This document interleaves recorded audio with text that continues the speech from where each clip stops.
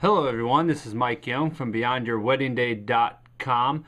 And as we start the new year here, many people decide that now's the time to start a budget, to get on that written plan, get control of your finances, and start off the new year on the right foot. And I say great, good idea. But what can happen is a lot of people start a budget, but get frustrated and end up quit doing it and say, oh, budget just won't work for us. Kind of like exercising. You start out, you get frustrated, you quit. Any of you who work out at a gym all the time know you get an influx of people in January, and by pretty much the end of January, they're gone. So the same thing can be true for budgeting, where people start and then get frustrated and quit. So reason for a lot of that frustration usually is what I like to call budget busters. Things in your budget you don't really plan for that come up and blow the whole thing up and just get you mad. So let's take a look at a few of those just to give you a heads up and let you hopefully plan for those so they don't get you as frustrated.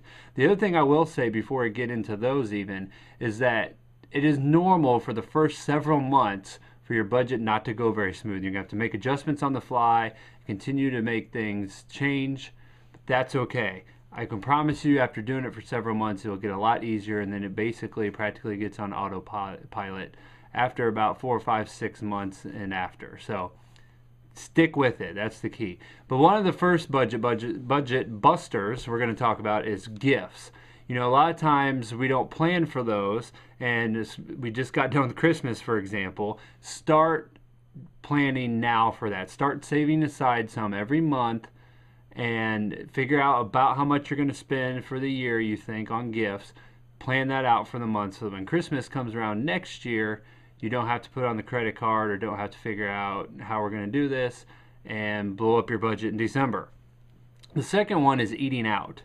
Again, that's something that you can just kind of go do and just keep doing, and all of a sudden, next thing you know, you've blown up your budget because you spent a bunch of your money eating out. So just keep that in mind, keep that in check, and you can always save more money by eating at home.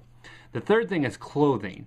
Again, it's one of those things we often don't plan for, and then, one of the kids needs new clothes, which you knew was going to come because they're obviously going to be growing, but you didn't plan for it. So make sure you have something in each month's budget set aside for clothing, so when the time comes, there's money there for the clothing. The next one is insurances. Sometimes people have an insurance, and this may be you. You might have an insurance premium that is due every 6 months or every 3 months.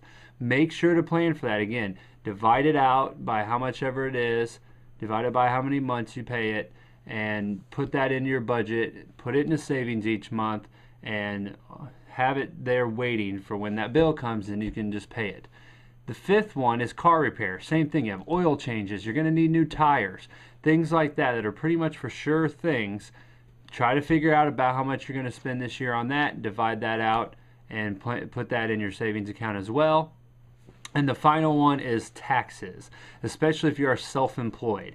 Make sure that you're withholding at least about a quarter of your income from your business, your profit, in a savings account, so when your quarterly taxes come due, you have the money to pay them, because that gets a lot of people in trouble.